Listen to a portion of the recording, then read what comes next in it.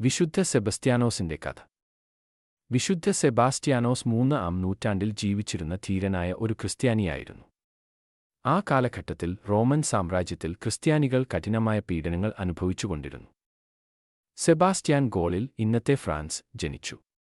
Roman ചക്രവർത്തിയായ ഡിയോക്ലേഷ്യാന്റെ ഭരണകാലത്ത് അദ്ദേഹം റോമൻ സൈന്യത്തിലെ ഒരു ഉയർന്ന ഉദ്യോഗസ്ഥൻ ആയിരുന്നു. പുറത്തു കാണുമ്പോൾ സാമ്രാജ്യത്തിന് വിശ്വസ്തനായിരുന്നെങ്കിലും അകത്ത് അദ്ദേഹം ഒരു ദൃഢവിശ്വാസിയായ ക്രിസ്ത്യാനിയായിരുന്നു.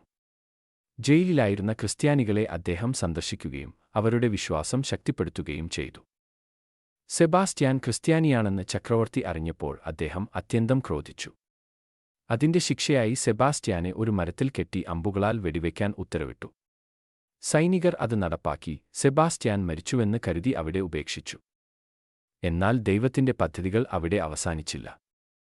വിശുദ്ധ ഇരീന എന്ന ക്രിസ്ത്യാനി സ്ത്രീ സെബാസ്റ്റ്യാന്റെ ശരീരം അടക്കം ചെയ്യാനെത്തിയപ്പോൾ അദ്ദേഹം ജീവനോടെ ഉണ്ടെന്ന് കണ്ടു.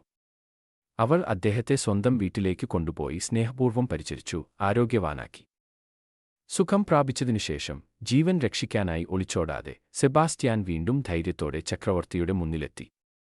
ക്രിസ്ത്യാനികളെ പീഡിപ്പിക്കുന്നതിനെതിരെ അദ്ദേഹം ശക്തമായി സംസാരിച്ചു. ഇതിൽ പ്രകോപിതനായ ഡിയോക്ലേഷ്യാൻ സെബാസ്റ്റ്യാനെ വടികൊണ്ട് അടിച്ചു കൊല്ലാൻ ഉത്തരവിട്ടു. പിന്നീട് അദ്ദേഹത്തിന്റെ ശരീരം ഒരു മലിനജല ചാലിൽ എറിഞ്ഞുകളഞ്ഞു.